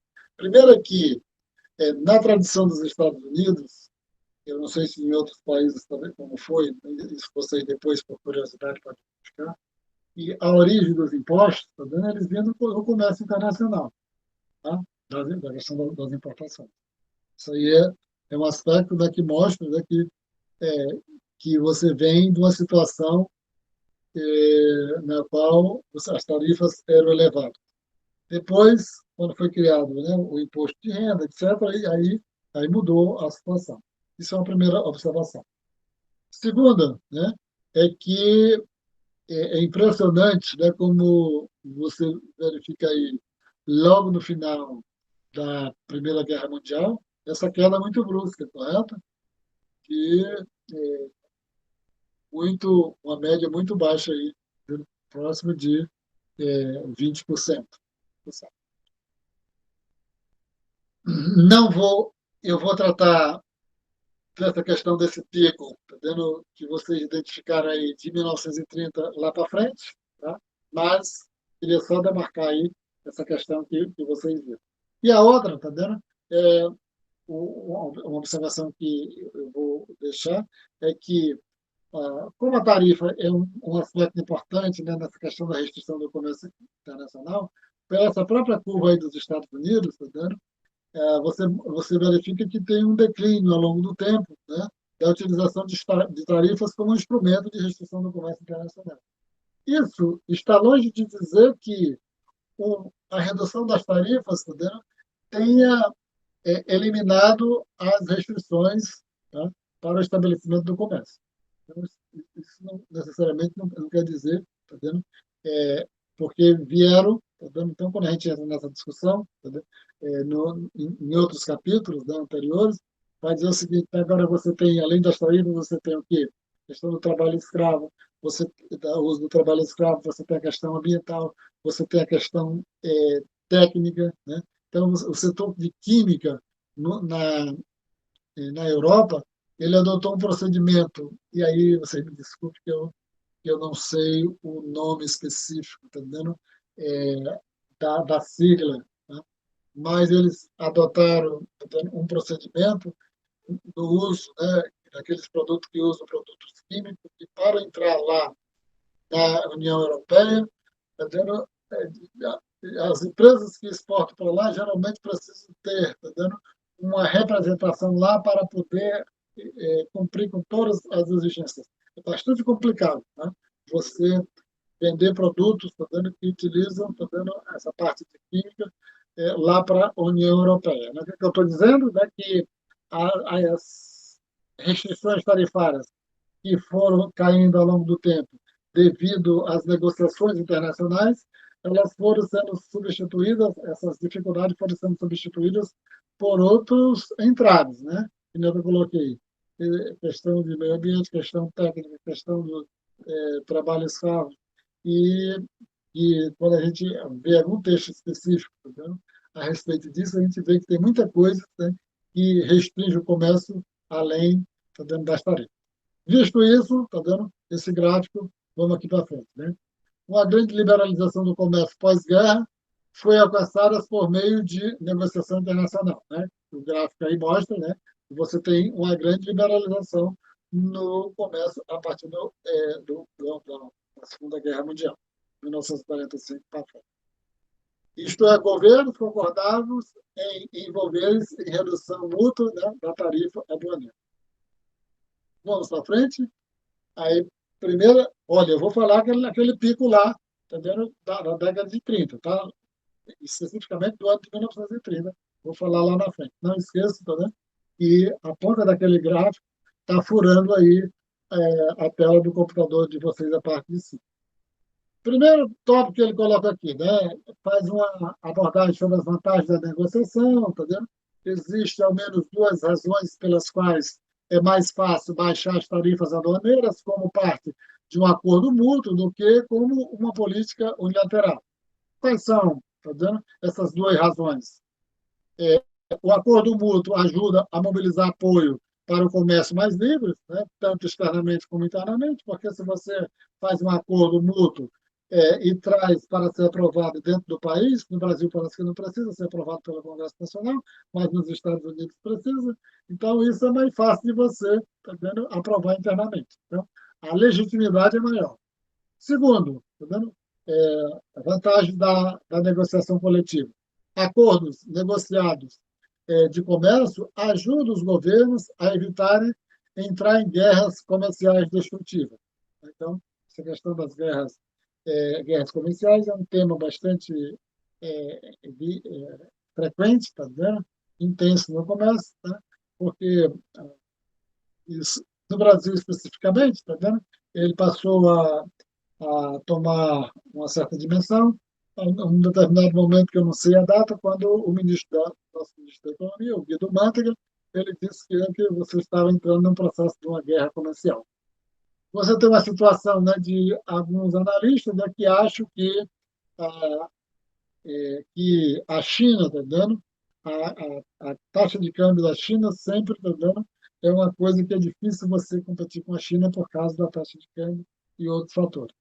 Então, ele diz assim, que as negociações coletivas, também elas têm esse fato favorável, né, de evitar esses contornos, né, embora possa haver outros motivos, né, que possam levar à guerra comercial, mas um contraponto disso, né, o que contrarresta são as negociações internacionais, as negociações, né, entre os países, as negociações multilaterais. A negociação internacional também pode ajudar, né, como eu estava dizendo, a evitar uma guerra comercial. As guerras comerciais não são tão sérias quanto as guerras que têm tiro, né, mas evitá-las é similar ao problema de evitar conflito armado ou corridas armamentistas. O sistema atual do comércio internacional está construído ao redor de uma série de acordos internacionais. Vamos seguindo, né? Os acordos comerciais, né, internacionais, né, uma breve história. Agora eu vou para aquela questão lá do gráfico, né, dos Estados Unidos. Como é que se deu ao longo do tempo isso, né? Se deu ao longo do tempo. Em 1930, né, você teve a seguinte situação. Você teve a queda brusca da Bolsa de Nova York em 1929, e em 1930, quando começou abruptamente a crise, né, que ia se perdurar pelos anos 30, né, esses dois políticos aí, eu não sei se são senadores ou senador ou deputados, né, mas uma lei, né, proposta por esses dois políticos aí, o Smuts e o Hawley, chamado de Lei de Smuts-Hawley, né, o Ato de Smuts-Hawley, de 1930, ela foi aprovada e elevou as tarifas, né, para 50%, 60%. Né? E aí vocês, dá para entender aí, né, o motivo pelo qual teve aquele pico lá em cima. Tá vendo? E qualquer coisa que vai falar de tarifas, tá vendo? É impossível falar de tarifas, que a referência, né, atual é essa lei do Smuts-Hawley, de 1930, lá nos Estados Unidos. Foi visto, né, que você tinha um período muito acelerado de liberalização do comércio, né, ali, antes, né, da crise da década de 20, da década de 30, antes de 29, você viu que foi lá embaixo. Né? Mas, tá vendo, não é a nossa discussão aqui. A nossa discussão é o percurso, né, dessa discussão agora, a partir da lei Smuts-Hawley, de 1930, que elevou, né, a taxa aí para 60%, 70%, 80%, elevou bruscamente. Isso aí, entendendo? Criou um constrangimento muito grande lá nos Estados Unidos, que logo após a publicação da lei, eles perceberam que em algumas situações era necessário baixar alguma coisa, mas só que precisava aprovar no Congresso, e no Congresso não tinha como fazer isso. Né? Então, foi um longo processo para poder ir se desagarrando, se desvencilhando do aumento brutal, né, dessa lei Smuts-Hawley dos Estados Unidos. E é interessante, né, que quando você fala negócio de protecionismo e tudo, os defensores vão falar dos outros países, né, do Brasil, da França, da Alemanha, etc., tá vendo? E não verifica que, por questões históricas, tá vendo, os Estados Unidos foram, ao longo da história, os mais protecionistas. A solução preliminar para se desvencilhar, né, da lei Smoot-Hawley, tá vendo? Primeiro foi dizer o seguinte, tá vendo? Vamos reduzir a proteção de alguns setores, tá vendo? Mas vamos dar algum benefício para alguns exportadores, né? Começaram a fazer algumas manobras internas, no sentido de, paulatinamente, tá vendo? Ir se desvencilhando. Outra coisa, né, que eles fizeram, tá vendo? Para fazer essa combinação, né? De você reduzir as tarifas dos importadores e dar benefícios para os exportadores, foi fazendo as chamadas negociações bilaterais de país para país, né? Depois é que veio as negociações, né? As negociações multilaterais. No entanto, as negociações bilaterais não tiram vantagem máxima da coordenação internacional. Isso faz com que, entendendo, ao longo do tempo, né, você aí tem uma coisa errada, tá vendo? Aí tá, vocês estão vendo 1974, é óbvio e é um erro brutal, né? 1974. Então, em 1947, que foi o momento, tá vendo, da criação do GATT, né? Tá vendo? Os agentes econômicos, né, os países relutantes em esperar até que você tivesse a Organização do Comércio Internacional, ela estivesse montada, um grupo de 23 países começou as negociações comerciais sobre um conjunto de regras provisórias, e essas regras que eles construíram, né, que eles entrariam em acordo, elas passou a se constituir, juntar, né?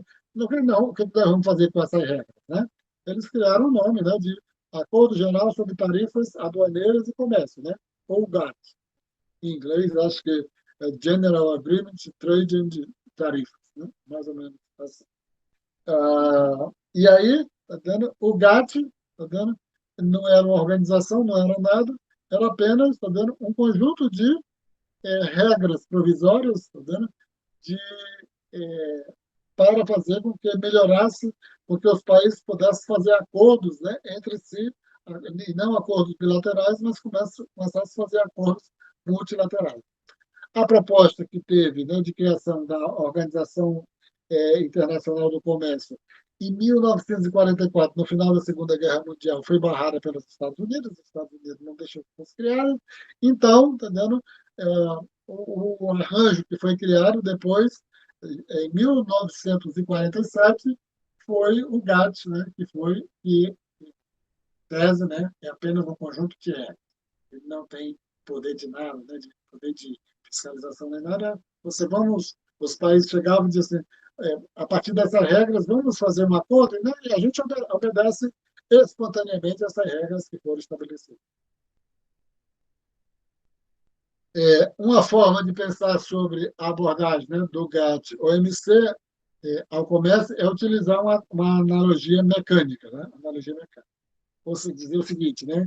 Você tem essas regras do GATT, depois faz essa conta aí para a gente, vocês que estão aí, né?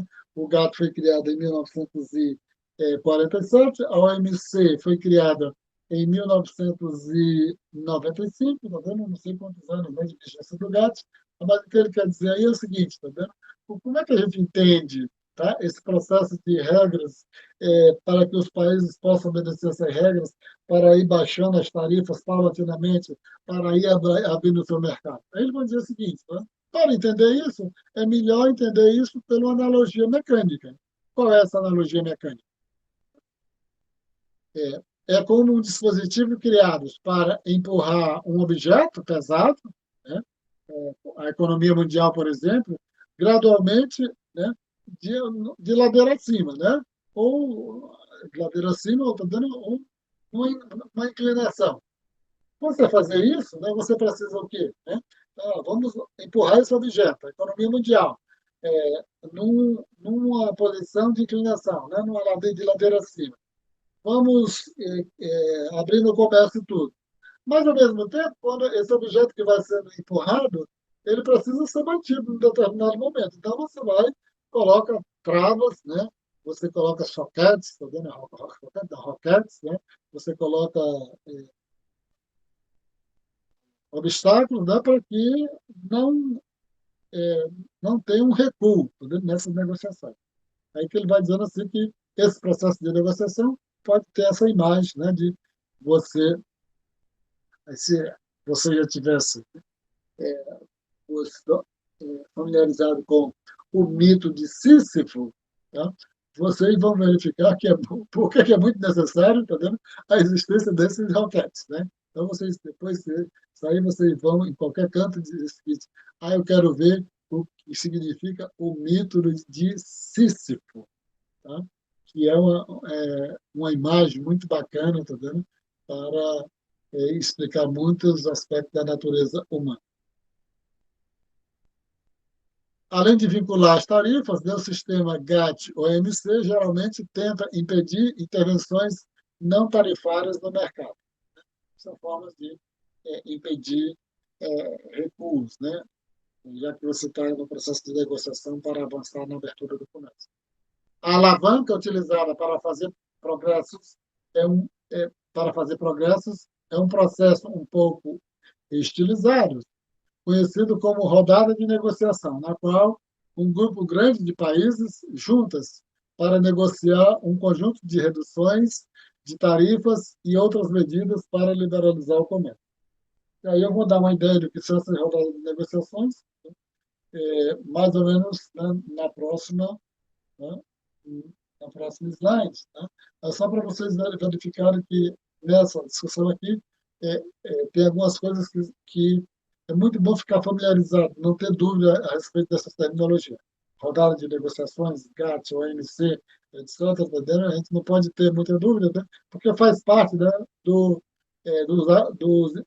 aspectos, né, que a gente utiliza para explicar, para discutir o objeto, né, que é o comércio internacional. Primeira rodada de negociação. Desculpa. Falei de rodada de negociação. Tá? A última rodada de negociação do GATT, né, foi a rodada uruguaia. Eu já disse para vocês o seguinte, né, que o GATT ele foi criado em 1947. Ele sobreviveu até 1984. Em janeiro de 1900, o GATT sobreviveu até 1994. Em janeiro de 1995, foi substituído pela OMC, pela Organização Mundial do Comércio. Ao longo da história do GATT, teve 8 rodadas de negociações. Né? E a última rodada de negociações do GATT foi a rodada uruguaia. Começou em 1986 e terminou em 1994. Durou 8 anos. Né? Então, uma rodada de negociação, para ter uma conclusão, né, no GATT, né, às vezes leva muito tempo, né, que nem essa rodada do Uruguai, que levou 8 anos, né, começando em 1986, terminando em 1984. Por que cada rodada de negociação tem um nome? Né? Porque onde ela começa, ela pega aquele nome. Né? Aí, em 1986, teve a reunião no Uruguai, então ela passou a ter o nome de rodada Uruguai. Aí você tem rodada de Tóquio, você tem rodada de Genebra, que começou ali de 1900 nos anos subsequentes, né, a partir de 1947. Então, no total, são 8 rodadas de negociações.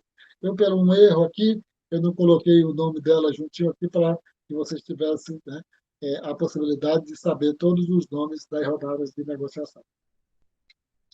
A rodada de negociação uruguaia, né? Só colocando, né, que é óbvio que lá nos anos 50, quando começaram as rodadas de negociações, a tarifa era o principal objeto da redução das tarifas.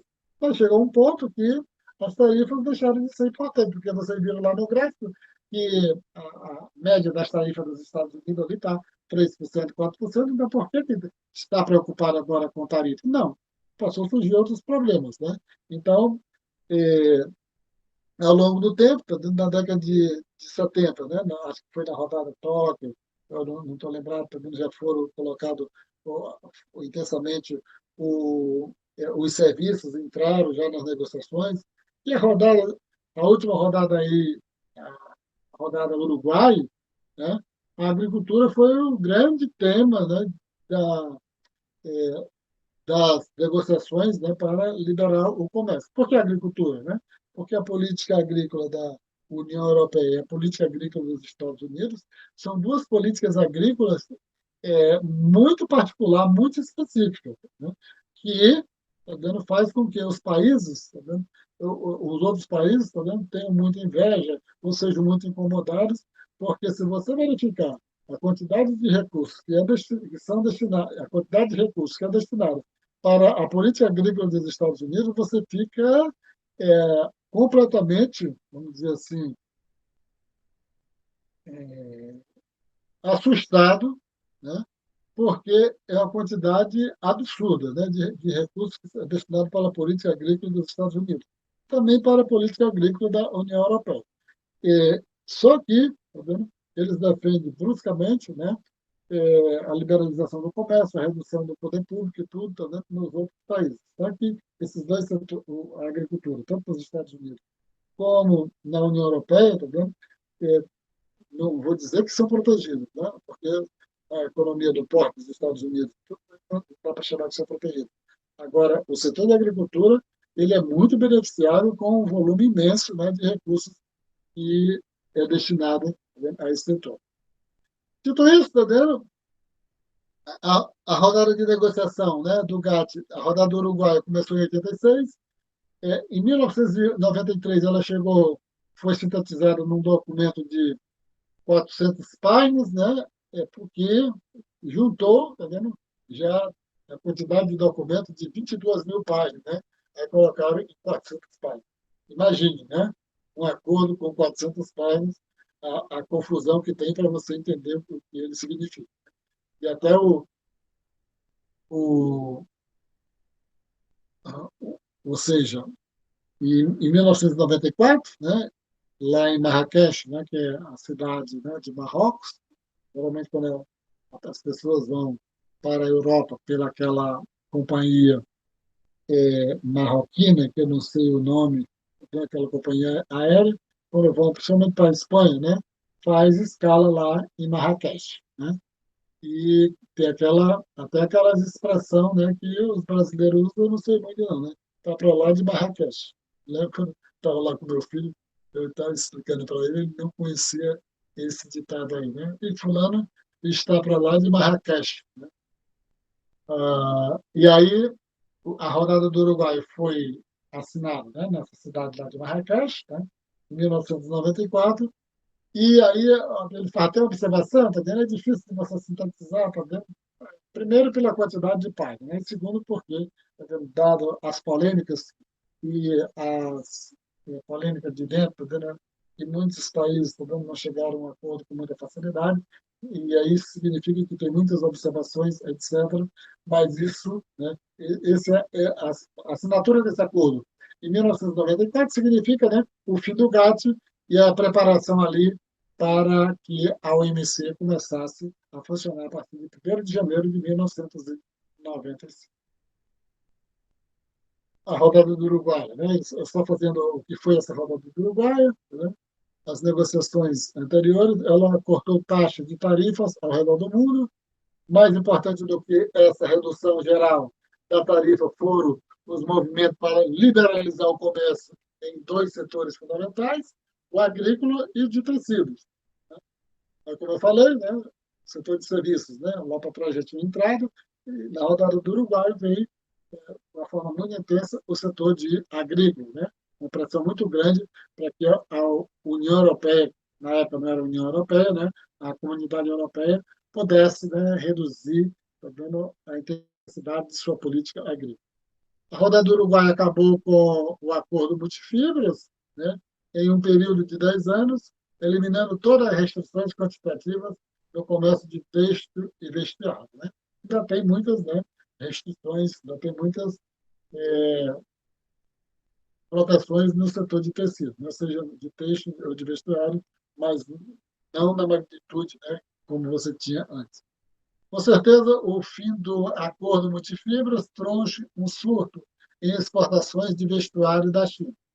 Aquilo que o acordo multifibras, né, dava certa proteção para, principalmente, né, lá nos Estados Unidos, o final isso favoreceu grandemente a China, né?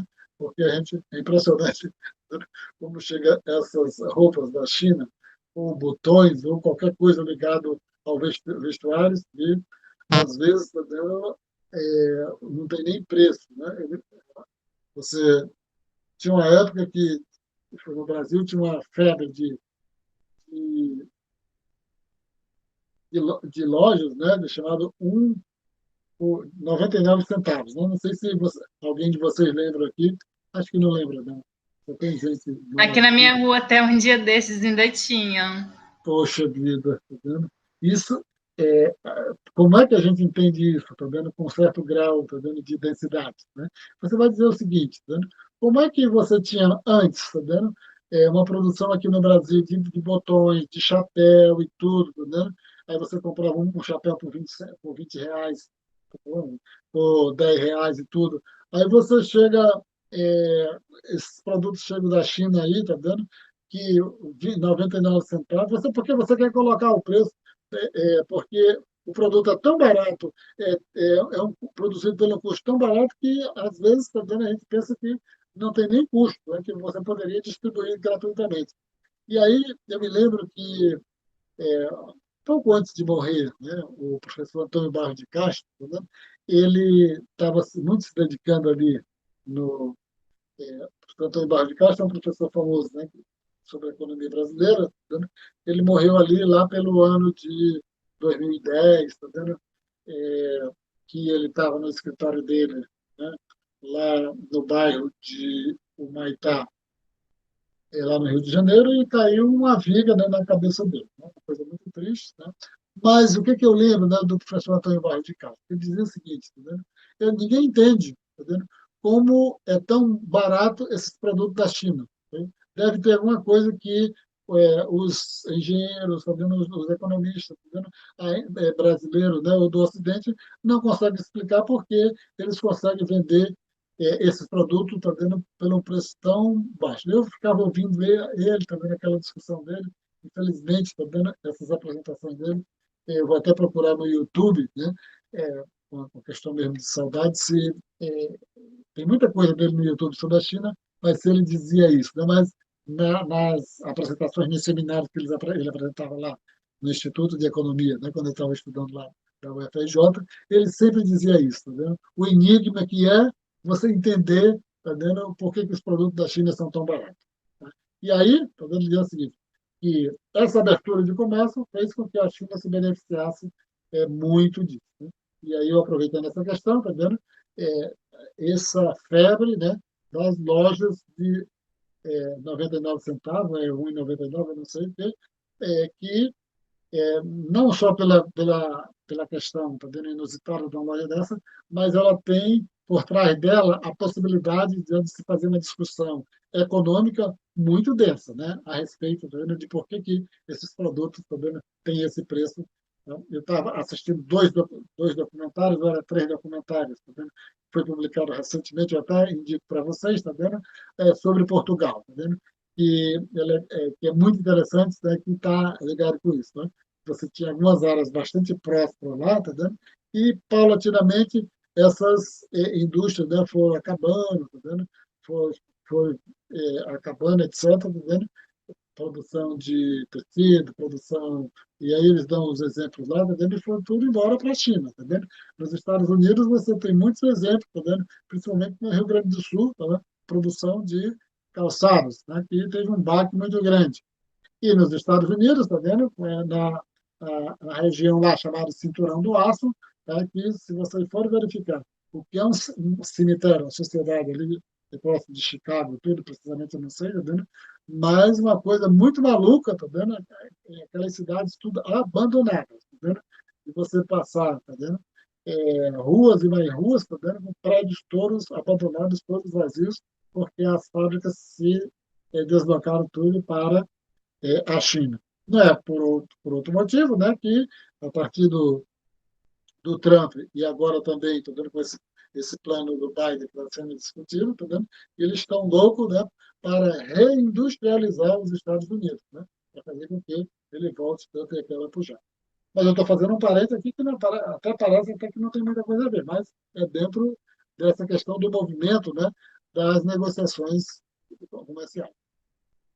As reformas que tiveram é uma coisa mais técnica também, quer dizer, a diferença do GATT para a OMC, vou só dizer aqui direto, é que o GATT, né, o Acordo Geral de Tarifas, né, e Comércio, era apenas, tá dando, um conjunto de regras que os países, tá dando, se comprometiam a obedecer, mas, tá vendo, por que foi que em 1994 o GATT acabou e foi substituído pela Organização Mundial do Comércio? Porque a Organização Mundial do Comércio, tá vendo, ela pode, tá vendo, punir os países que, por ventura, não cumprem, tá vendo, os acordos. Não? Você diz o seguinte, vamos baixar as tarifas. Né, dois países, vamos baixar as tarifas. E de forma, tá dando, muito sutil, tá dando, o país pode querer, tá dando, burlar, tá dando, o cumprimento daquele acordo.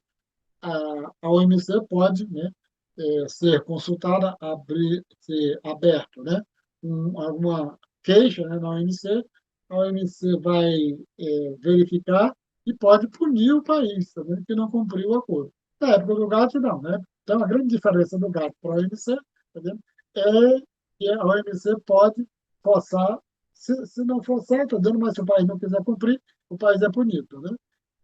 Mas só para ficar entendido, tá vendo aqui, o GATT está dentro da OMC, né? Não é que você teve a criação da OMC, não é que o GATT deixou de existir, não. As regras do comércio internacional, elas foram absorvidas, foram embarcadas dentro da OMC. Tá? Custos e benefícios, tá vendo? Eu só colocar aqui, eu vou só ler, tá vendo? Se eu não gosto de ler, só para tentando finalizar, tá vendo? Porque não é tão central aqui. É difícil estimar o impacto econômico da rodada uruguaia. Os custos da rodada uruguaia foram sentidos por grupos concentrados e bem organizados, enquanto os benefícios foram revertidos para amplas e difusas populações. O progresso na agricultura prejudicou as pequenas, mais influentes populações de agricultores na Europa, no Japão e em outros países onde os preços da agricultura estavam muito acima dos níveis mundiais. Essas perdas foram muito mais do que compensadas pelos ganhos para os consumidores e contribuintes nesses países, mas porque esses benefícios foram amplamente espalhados, ficaram quase, né, imperceptíveis. Já disse, né, que na época do GATT, de 1947 a 1994, aconteceram 8 rodadas de negociação. Na OMC foi iniciada apenas uma rodada de negociação, que foi a rodada Doha, mas nunca foi concluída.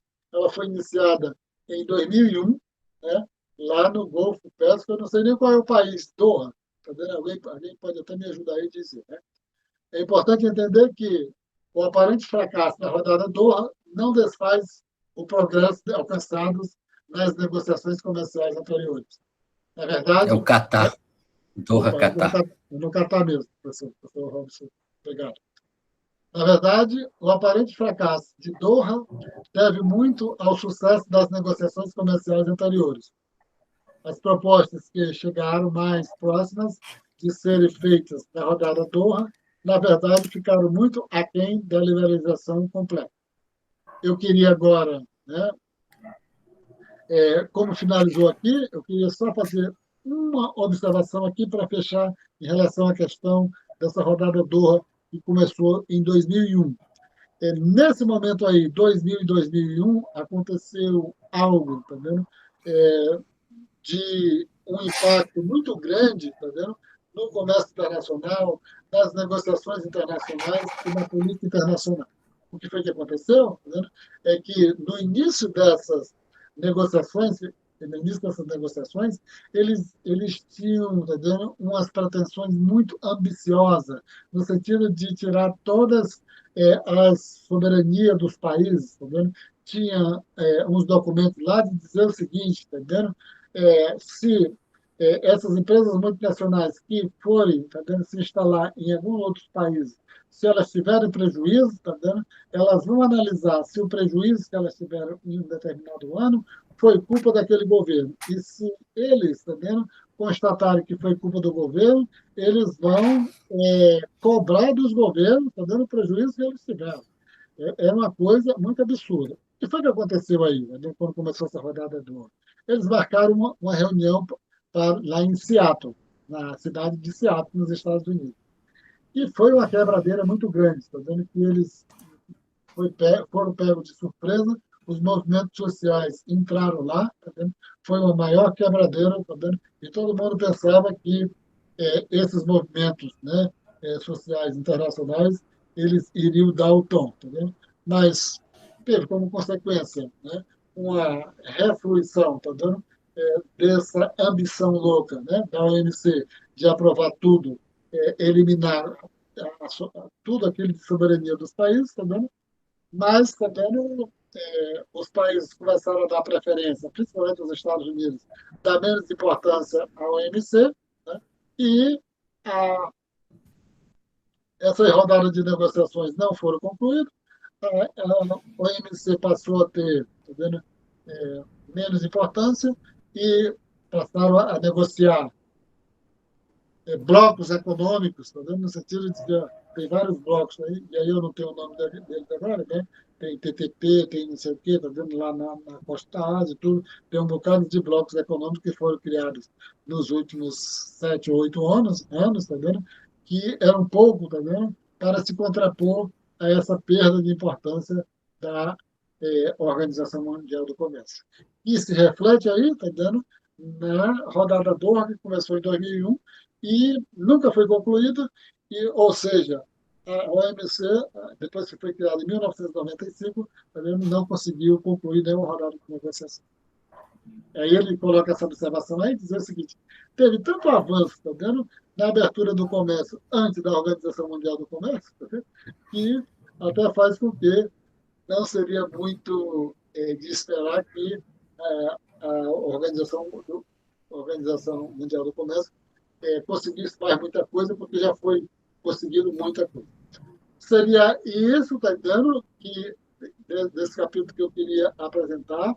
A gente pode até comentar alguma coisa, mas eu vou parar, tá vendo? Porque já está muito longa a gravação, e aí a gente pode até falar alguma coisa aqui.